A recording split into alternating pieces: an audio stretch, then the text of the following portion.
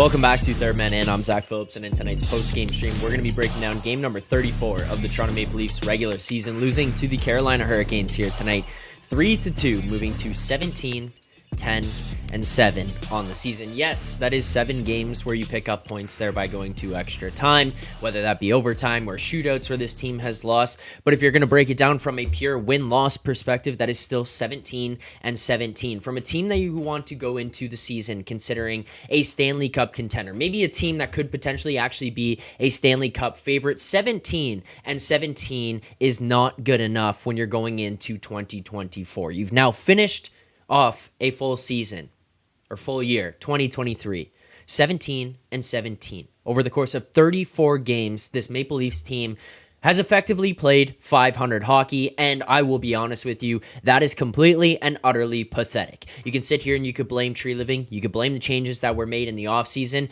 I'm not going to have any of that because my honest opinion is that this is majority of the team that was here last year, the seasons before that, with the exception of a few changes here or there. So if you're going to sit there and blame anybody, my honest advice to you of who to blame would come down to upper management, which would go to Shanahan and the people in the MLSE front office, as well as it would go down to Sheldon, Keefe, and the Toronto Maple Leafs. At this point in the season, it feels like we are rapidly on a collision course with something drastic changing with this team. I don't know exactly what it is. I have an inkling of where it could lead, because of how difficult it is to trade players with a no move clauses at this point in the season, or players of caliber or quality or contract status that are so big that you just can't move on from them mid-season. But the God's honest truth is that this comes down to the most important players on this team, which would be the 4 guys: Matthews, Marner, Nylander, Tavares, Sheldon, Keefe, and then above that, it would go on to the hands of Brendan Shanahan. This also kind of obviously comes into play of Kyle Dubas, the team that he had built leading into this season, but he's gone now. We can no longer turn around and point blame at the past. You can only live and evaluate what goes on a day-to-day basis, and this team right now is not good enough. They are not good enough.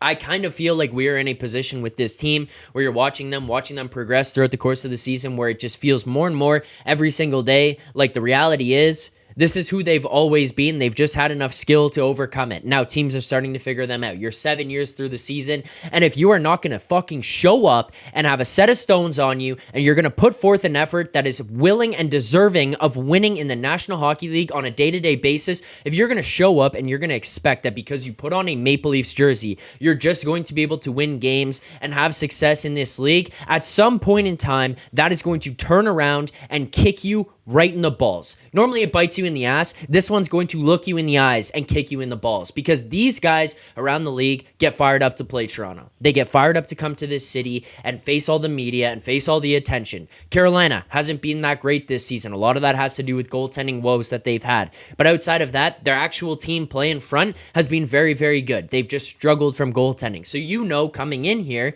against a team that also has struggled against in goaltending situations, Michael Bunting is coming back here to Toronto to play against this Leafs team. There's going to be questions. There's going to be speculation. There's going to be criticism of this team, the GM, the coach, whatever it may be there in Carolina. And they were coming here ready to take it to Toronto. Toronto, not so much. Not so much ready to play. And they don't do that against Buffalo or Columbus or Ottawa or Chicago or Arizona or Anaheim. They just don't give a shit. They don't care. And that is ultimately the massive, massive overhead issue that this team has always had and will continue to have.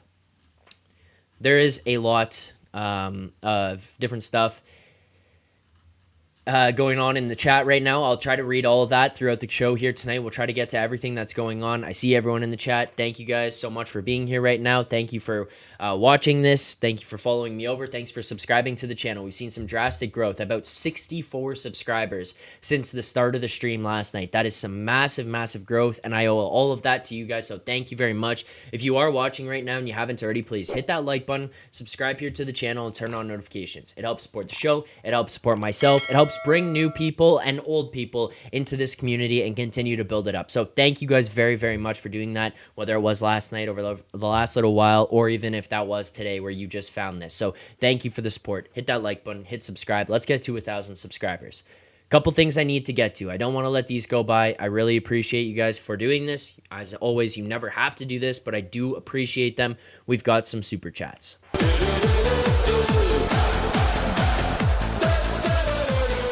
All right, first and foremost, super chat I appreciate here. Arnav, thank you very much, as always. Arnav saying, Marner's turnovers are gross. Put him on line 3. Arnav, are you ready to take some heat? Not from myself, but from other people here in the chat, because that's what's going to happen with a take like that. Earlier today, whether it was on my Twitter, which you can follow me on, at Zack Phil, at ZackPhill, which please go follow me on there. I'm getting closer and closer to 1,000 on there as well.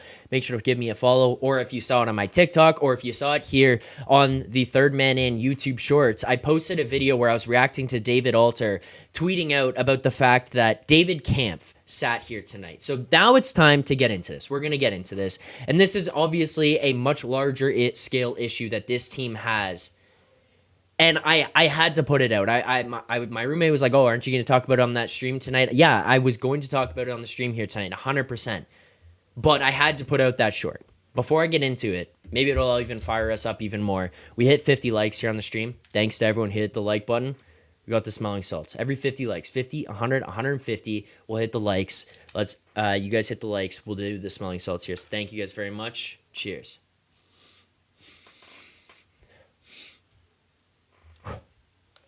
All right. Thank you guys. All right, let's get into it. I'm not going to waste any time here. This was a complete coward move by Sheldon Keefe and this Leafs organization to sit David Kampf in an attempt to send a message. I saw a lot of people online were battling back with me about, oh, it shouldn't be Mitch Marner or whatever who goes out. Because I said in the video, in the short, and I put it on Twitter, I put it on shorts here for other people to see as well. I tried to articulate the idea that if this is about sending a message, sending it to a guy or via a guy like David Kampf does jack shit for your team. That does absolutely nothing in the grand scheme of things. No offense to David Kampf, but the reality is he's a fourth line center. He is the fourth line center on this team. I don't care what he means to Sheldon Keefe. I don't care what he means in terms of he plays penalty kill and he plays the D zone. I don't give a shit. That means absolutely nothing. Do you think that Austin Matthews and Mitch Marner and John Tavares and William Nylander turned around and went, ooh, David Kampf did a boo-boo, so he had to sit in the press box. I'm going to be in that spot? God, no. There is 0% chance that that was the case. Zero. And if those guys are not fearing anything, if those guys are not fearing making any mistakes, that is your problem. Because yes, Bobby McMahon and Noah Gregor and Domi, Bertuzzi, Yarncroke, Robertson, those guys can have fear of I might lose minutes, I might lose opportunity to get on the ice, and I can get behind that. Yeah, fair enough. They're going to look and say David Kampf is a relied upon player. He's missing time, he's missing shifts, he's missing games because of mistakes. I've got to tighten some things up. But that's not the problem. The problem is within the top 4. Those guys can run around with no consequences and no repercussions on a daily basis. There is no accountability held to those guys within them or from them throughout the rest of the group. There is just none. And that is why this team will never, ever win shit constructed the way that they are, coached the way that they are, with the mentality that they currently have. They will not win nothing in this league. They will not. Nothing. They have no shot because they got no stones from the top down. We want to sit here and try to identify issues of this team and issues with them and why they can't take the next step and win more than one round in 7 years. It starts at the top. There is no balls. They're a bunch of cowards from the top down. Whether it's Shanahan not being willing to move on from players, if it's what was Dubas and not willing to not give guys money, or if it's Keefe who won't take away time and space and ice time or call guys out in the public, call guys out behind the scenes, or if it's the top guys who just can't hold themselves accountable and look themselves in the mirror and say, I have to be better. One way or the other, this team is gutless. Gutless. And they will not win operating the way that they are. They will not do it. My entire point was not, oh, Mitch Marner should have been put in the press box. That is not at all the case. That is not even close, not even remotely close to what I was arguing or what I was insinuating in that video. My entire point was, and still remains, that you sat David Kampf. He made one bad play. Mind you, it was a bad play. It led to the Fantilli goal. He ties the game. I can get that. Okay, I understand. It was bad. And I'm not saying he shouldn't be sitting out. That's fine. You want to sit him out, you sit him out. But if the entire idea of this is to send a message or have some accountability, that is the wrong guy to be doing it to. Because there are other players in this lineup that you can look at and look at their level of play, look at their decision making, and look at their responsibility and say, you have not been good enough. And I'm not talking about putting them in the press box. But why is Mitch Marner the second most minutes played per game on this Leafs team, or second most minutes played? Why is Nylander in games where he takes a night off and floats still continuing to go out there shift after shift after shift after shift into the power play, into late game situations when you need a goal? These guys are rewarded constantly. Tavares, mind you, he's always in it from a head standpoint. He seems to be wanting to do things, but every now and then he's just not there from the level of play that he needs to have to take things to the next level or to help contribute to this team on a nightly basis. But you know what happens with Tavares or Matthews in those spots? Get out on the ice. Go play. You took a half-ass back check. You didn't commit to it. You didn't pick up your guy in the zone. Who cares? Get out there the next shift. Oh, you've played god-awful here tonight and have led to multiple goals against. Who cares? Get out on the ice. Now, my entire point of this is that there are no consequences, there are no repercussions to this team or the guys in this lineup on a nightly basis for anything they do. And the one thing that I think is the worst thing that happens here or has happened here with this team is last year when Sheldon Keefe called out Mitch Marner and he walked it back in the media the next day and said basically, oh, I shouldn't have said that, I take it back, I was wrong, blah, blah, blah. Bullshit.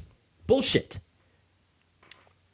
Stick up for what you believe in, and do not be afraid to call guys out for shitty play. This is a team that is supposed to be competing for Stanley Cups, not a team competing to make the playoffs. Fuck out of here with that.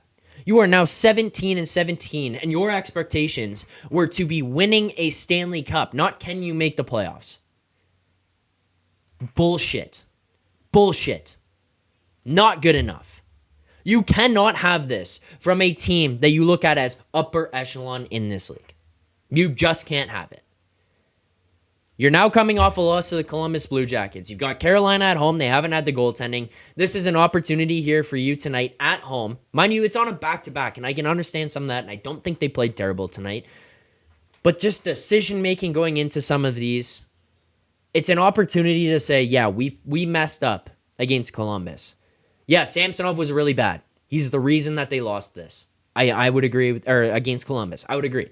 But as I said to Jason in last night's postgame stream, I still stand by the fact that I think you got to find a way if you're that much better than the other team to just not let that happen.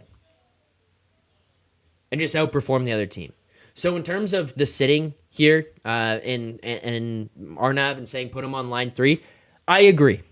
I'm not asking for him to go into the press box, but he doesn't have to play 25 minutes a night. Maybe he can play 20. Maybe he doesn't even have to play 20 minutes a night.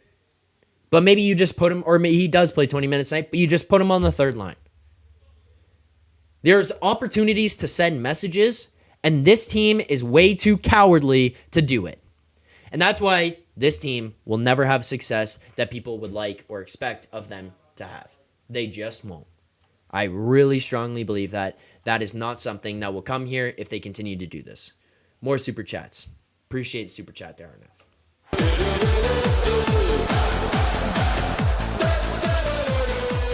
Super chat. Maxentius, first one he sent here. I'll get to this first and foremost. Max saying, this is what a crappy goalie does to a fan base. I mean, yes, to an extent. That being said, Alex Felici was in here talking about it last night. The goalie is to blame for a lot of this. I can 100% get on that. It's not the case here tonight, but the goalie can be held accountable or have to face the fire for a lot of it. But we can also be realistic and look at the team in front and sit here and say, you know what? They also weren't good enough. And you gave up a bunch of high danger opportunities.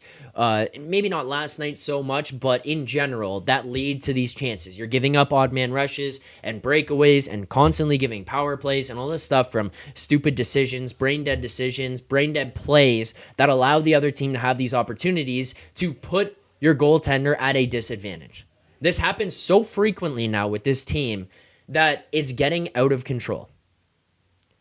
This is a team that was typically a pretty good defensive team. I don't know if what Jason said is right. I think I lean towards that, where you can probably sit here and say, you know what, maybe there's probably not a buy-in from what the coach is saying, the message he's sending. I watched that video, by the way, that he was talking about where Keefe was giving it to Nylander and he just wasn't looking at him.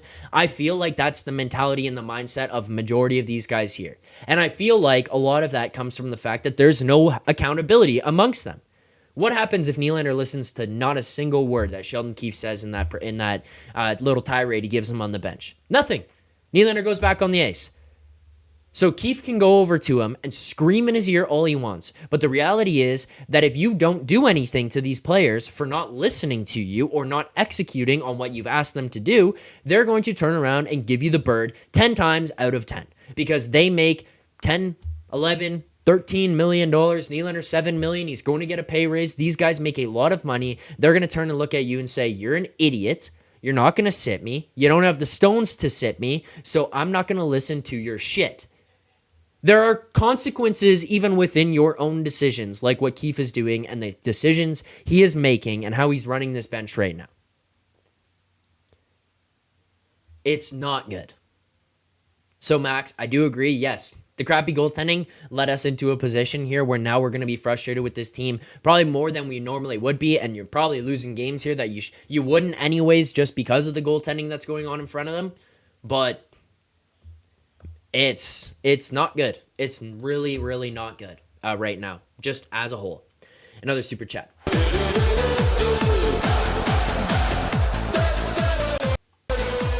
All right, super chat here. Jeff McKay. Jeff, I kind of touched on this a little bit, so I won't dig too much into it, but yeah, it goes to the point again. Jeff, thank you for the super chat. Jeff says, don't worry, everyone. Keefe held Kampf accountable. Right. What the hell does that do for anybody? Like, what does that do for anybody? Seriously. If you have an answer in the chat, please tell me. Enlighten me. What does that do for the rest of this team? How does that make the rest of this team feel? I need to know. I need to know. We're 25 likes away here from 100. If you guys are watching and you haven't already, please hit that like button, support the channel, subscribe to the channel, turn on notifications. It does help continue to grow viewership, to grow eyes to the channel, get other people in here to be watching this with us. So I do appreciate all the support you guys continue to give, continue to bring here to the channel. Thank you guys very much, but continue to hit that like button. Let's get 100, even 150 likes here tonight. I appreciate all the support you guys continue to bring. So thank you very, very, very much. I do appreciate that. All right. We got another super chat here.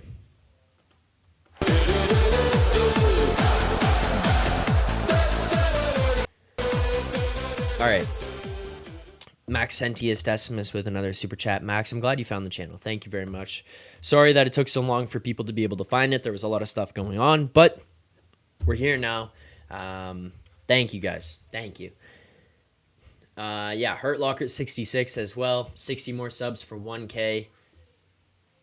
Let's go. Let's keep it rocking. Max NT is saying, Bunting, post-game smirked, said he has a lot of friends on that team and was glad to get it done. Pain. Yeah, I mean, I'm not looking at Bunting over there and being like, God, that's a guy I wish I had on the team. It's not the same as the Zach Hyman situation where we all kind of probably sit here now and still say, like, yeah, a player like Zach Hyman is a player that would be effective here or a player we would like to have, but reality is we couldn't afford Hyman. We could not pay him what the Oilers were willing to pay him, so I think that that's fair to let him walk in that situation. Maybe you could have paid him a little bit more money, maybe not as much money as the Oilers did, but you could have paid him probably a little bit more if you didn't pay some other guys as much money as you did, but hindsight is 2020. Bunting's not one of those players for me that I look at and say, wow, wish he was here. So it is what it is, but This was the most predictable, night for Michael Bunting here, scoring against the Leafs in Toronto. No doubt that that was going to happen. I said, as soon as he scored, like, this was the game I should have had as much money as possible on Michael Bunting anytime goal, just because coming back here, those guys who have like a little bit of a chip on their shoulder or whatever, you know that he's looking over there, giving the middle finger to Keefe after he scores because of some of the shit that happened last year, moving up and down the lineup, not being trusted, blah, blah, blah. Probably does not like Keefe himself, which feels like maybe some of these other guys are getting to the point where maybe it's not that they don't like him, but they're not going to listen to him. They're not going to entertain what he has to say. I feel like Bunting's kind of in that point. Probably looks over there and says, I've got this guy I would run through a wall for right now in Rod Brind'Amour, and you've got that guy that people don't even listen to on the other side of the bench. Tonight feels good to be able to score this goal against the Leafs. I would imagine that's pretty good for him. It's unfortunate, but it is what it is. Also, good comment here. Robert Grecker, well said, Zach. Thank you. The Snore 4 have no heart and soul. That's a good one. I like that. The Snore 4. Robert, I might have to steal that from you. The Snore 4 is a top quality comment right there. I'm going to be photoshopping little babies into blankets, like pigs in a blanket over the next little while, calling them the Snore 4. I like that. Little Z's above their head, Snorlaxes and all that kind of stuff. The Snore 4, chef's kiss. Shout out to you, Robert. Robert Greco in the chat for that one. 4 more likes, by the way, to get to 100. So thanks, everyone who's following along. All right, some other stuff we got to address 100% here, and I see a bunch of people talking about it and talking about what went on with this team tonight, what their thoughts were. Reginald says, Zach, you need to talk to your Uncle Brody and ask what's been the reason for his decline. Reginald, why did you throw that on me? Why is he my Uncle Brody? I don't know what I did for that to be the case. Rocco, any news on when they're going to ship out Brody? Rocco?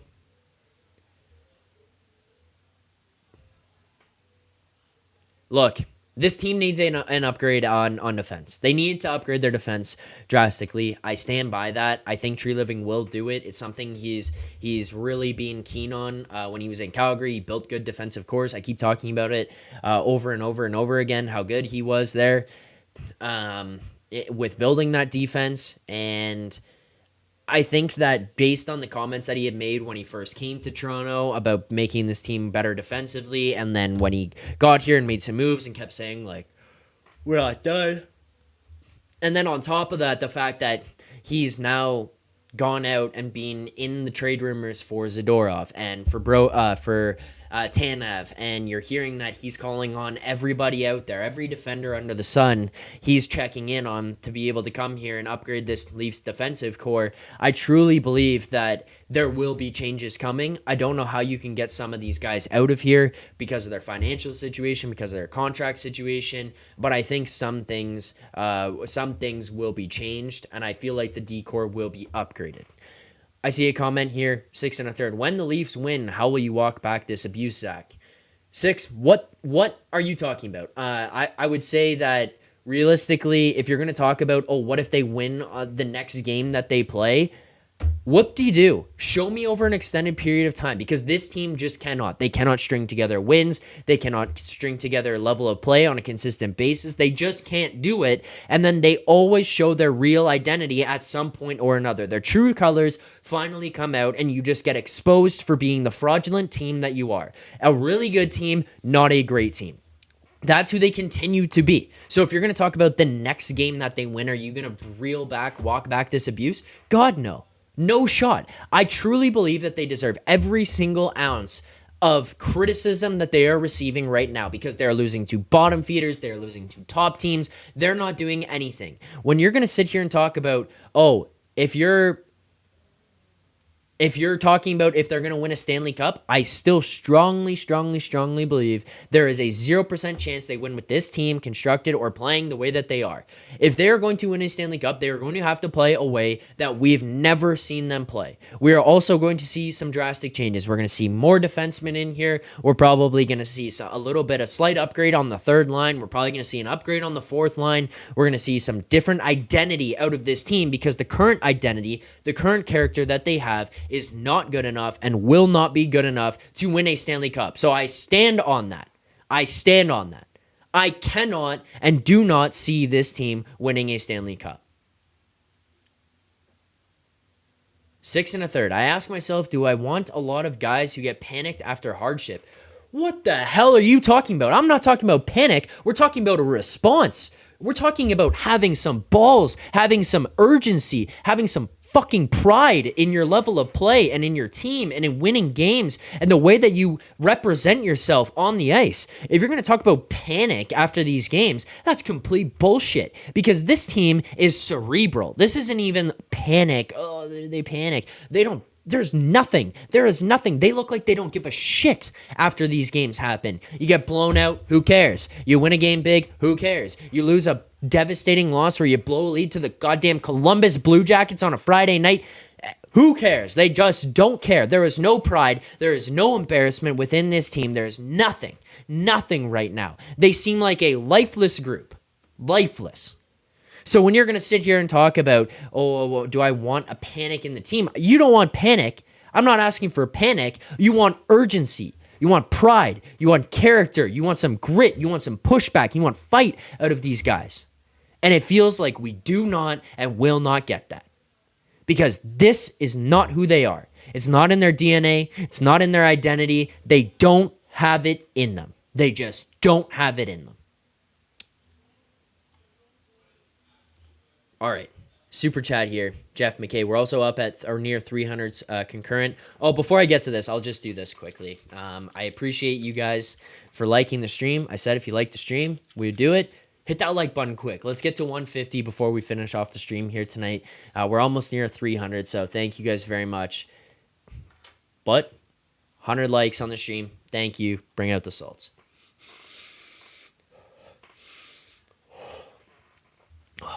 All right.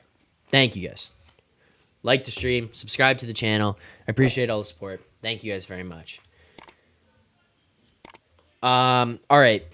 Super chat here. I want to get to this one first and foremost.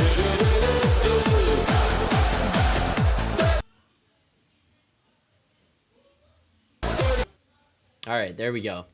Super chat, Jeff McKay. Jeff, thank you for the super chat. Appreciate it. Over 300 concurrent for the first time ever here on this channel as well. Thank you to everyone who's watching right now, who's subscribed to the channel, who's liked the stream. Thank you very much. Thank you for all the support, for all the encouragement, all that kind of stuff. Thank you. Super chat, Jeff McKay. I am shocked Mitch wasn't crying in the penalty box and nice to see him right back on the ice after the god-awful penalty. Great job, Keefe. They suck.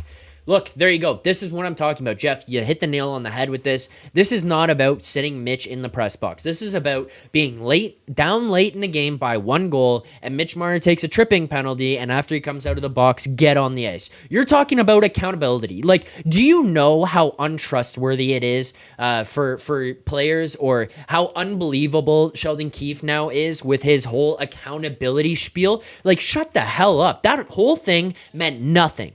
No one cares about what he had to say or the fact that he sat David Kampf in the stands. Nothing. That whole thing has now gone to waste. This whole thing has gone to waste because Mitch Marner takes a late game tripping penalty, a stick penalty, and gets rewarded with going right back on the ice. I get that he's one of your best players, but you're in the middle of a regular season. You're sending messages, apparently.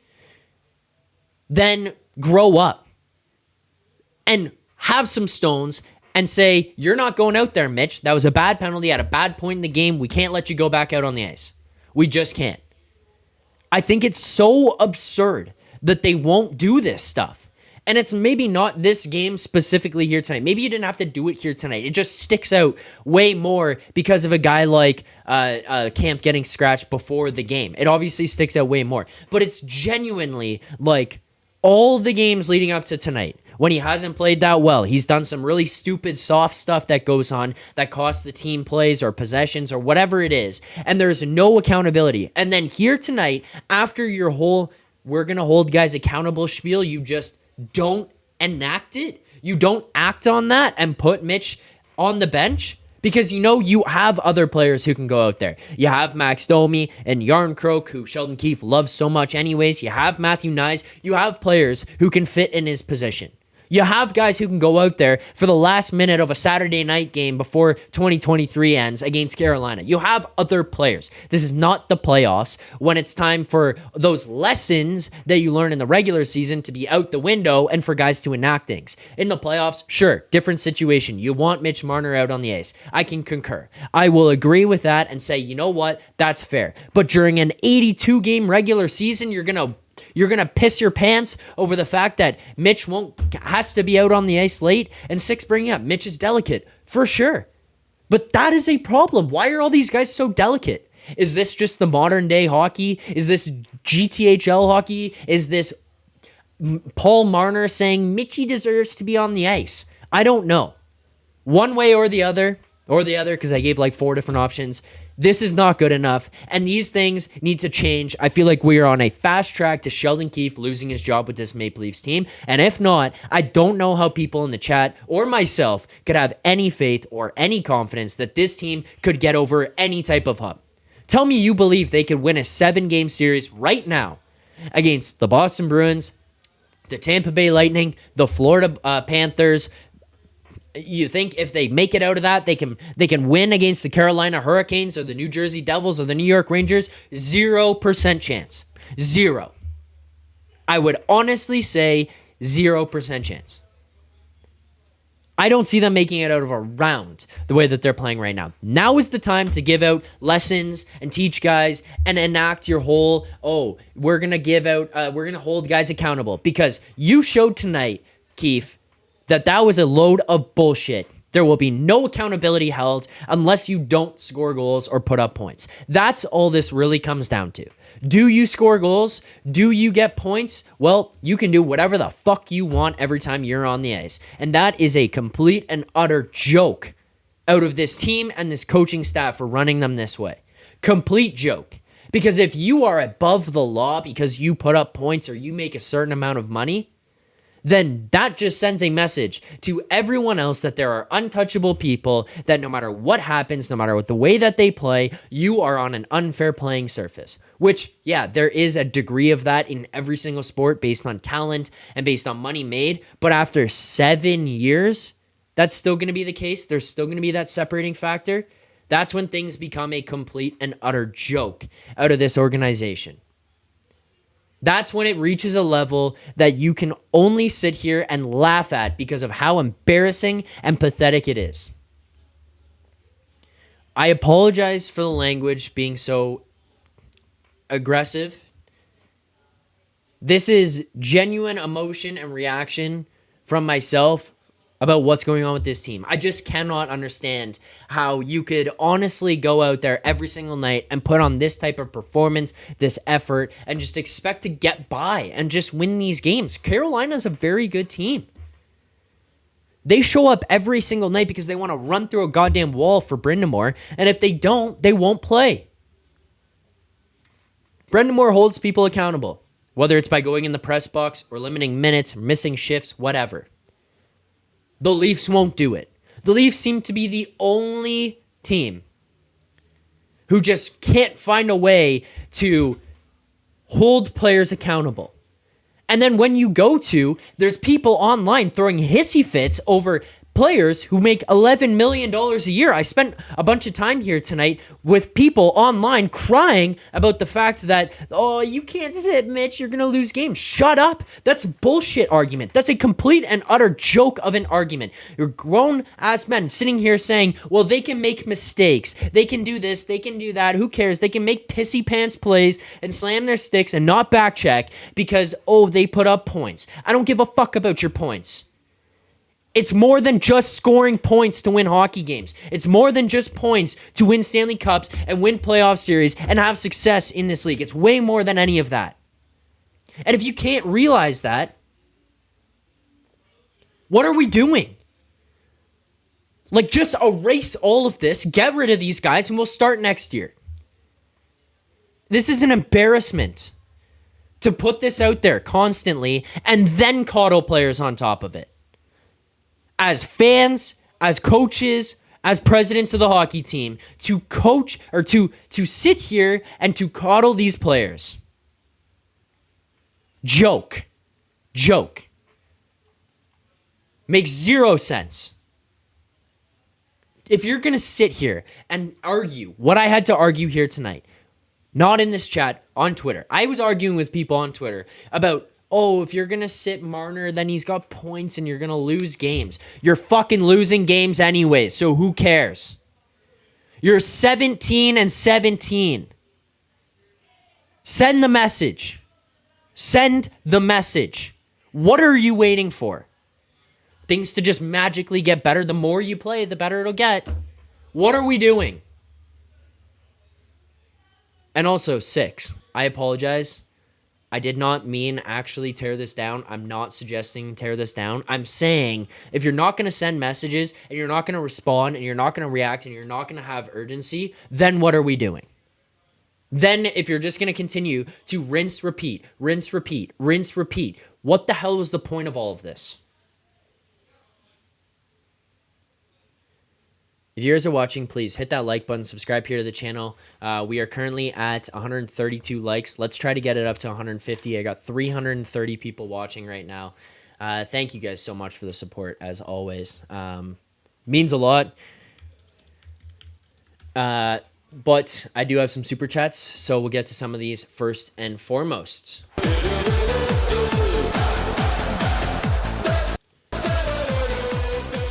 All right. First super chat, thank you very much. Michael, our boy from Hong Kong. Michael says, the team's recent performance has served as the primary catalyst for my extensive criticism of Dubas over the past few years. Allow me to elaborate on the key reasons behind my discontent. And then he sends another one. Thank you for the super chat again.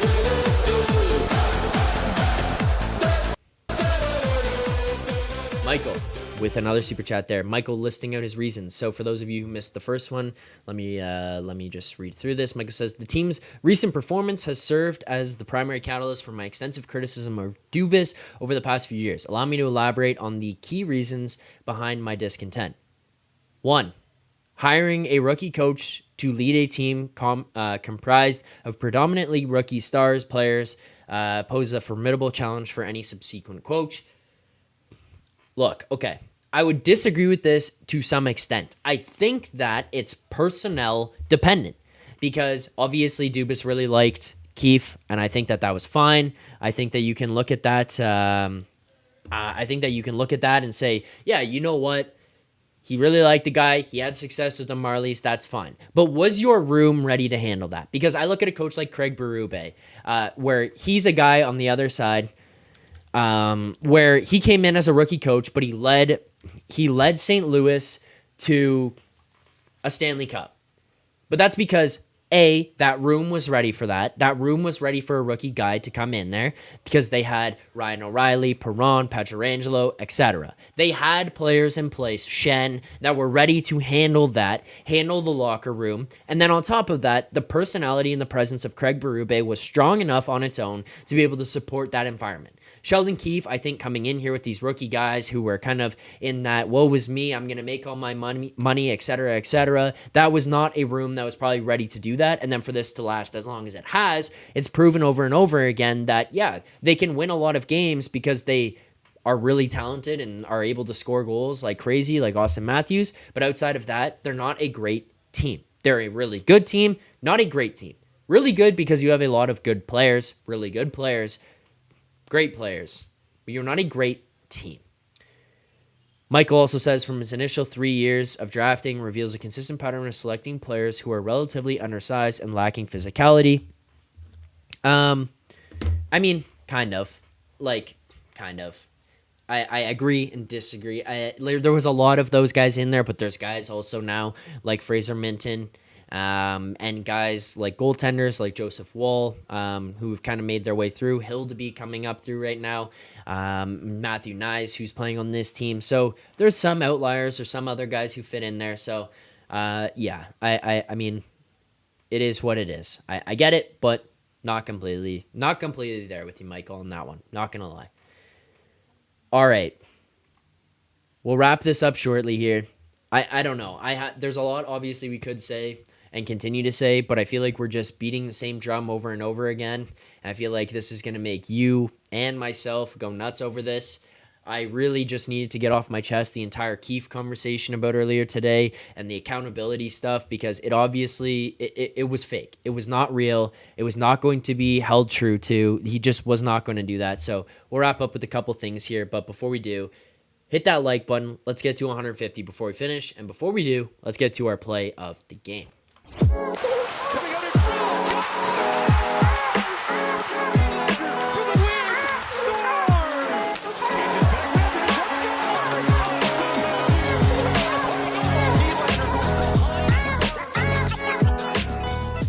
Play of the game here tonight for me. You guys send yours in the chat as well. I want to see what you guys have and what you guys come up with. My play of the game is very simple. First and foremost, it's going to Max Domi. Actually, you know what? I'm giving for the first time ever here on this channel a player of the game. Max Domi contributes to both goals. He's been under a lot of criticism. I don't think he played that well in Columbus last night. I don't think he's had that great of a week over the last couple of games outside of what he did previously, where he kind of took it and shoved it up Sonis Giegels. But outside of that, it's been a little bit up and down. You've had some moments that have gotten really nitpicked online of oh, this was bad. But he was really, really good here tonight. He had a massive hit behind the net. I can't remember who it was that was coming out, where there was a massive, massive hit behind the net. Blanking on the guy's name right now. If you guys remember in the chat, please tell me so that I can remember. As well as the play where Liljegren scores, Max chips it in. He goes in and gets it, makes the nice play back to Liljegren, who snipes. But that's Max Domi chipping the puck in, going and chasing it, winning the battle and getting it, and then making the pass back. That was a great, great play by him. And then finally, the last one is going to go to the play that he made where he's in front of the net, and rather than panicking, grabbing the puck and trying to turn it around and jam it, he fires it through his legs to open space to other Leafs players. I know it took a little bit longer for guys to come in and actually be able to bury that. Nick Robertson does ultimately score. But that being said, I think that probably someone should have been there, given you're down a couple of goals, you're trying to score late in the game. Have some Netchus, that was who got hit. Have some awareness that you've got to fill into the spot and probably crash the net. Nonetheless, Robertson ends up getting the puck and buries after what was a little bit of a review. That'll be my plays of the game, my player of the game. For the first time ever, player of the game is going to go to Max Domi. I love the guy right now. I love what he's bringing. I think he took some unfair criticism from Sonis, and I think he's handled it pretty well here. I think he's done pretty well. Final thing we'll get into, send it in the chat as well. Also, before we get into this, I have a super chat here.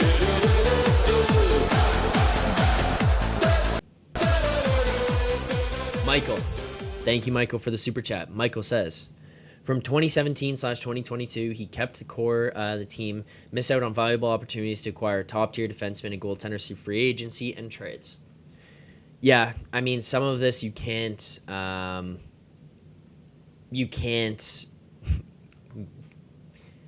guarantee. We don't know for sure. We can't verify some of this stuff, but it does feel like or sound like there was opportunities that were missed out upon. I can't disagree with that. As well, if you're watching, please hit the like button, subscribe here to the channel. I do appreciate all the support. We're at 142. Let's get to 150 before the end of this. We're at 951 now. I want to see 1,000 subscribers before we get to the next stream. Let's get to 1,000. Thank you very much for the support. Thank you for the subscriptions. Thank you for liking the stream. I want to see 150, and I want to see 1,000 before the next one. Final thing of the night, please send yours in the chat here. I want to see all of your grades. We're going to hit our grades of the game. You want answers? I think I'm entitled. You want answers? I want the truth! You can't handle the truth! All right, despite all the yelling and screaming that went on here tonight and how pissed off myself and I think a lot of people in the chat, also Billy, that's pretty funny. Play of the game, Keefe benching Camp. That's pretty good. Grade of the game for me, despite as frustrated as I was, I think I have to and can only go with like a B plus here, or a B. I think a B. B is probably fair. You're on the second night of a back-to-back. You travel back.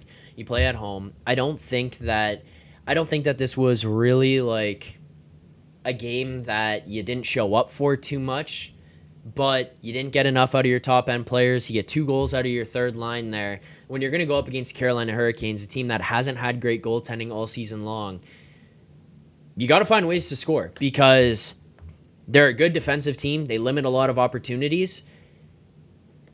You got to score. And your power play has to score. Your power play has to contribute. I think the top guys didn't show up well enough here tonight. This was not the prettiest game for me, but it's not really like what the hell was going on the ice kind of game.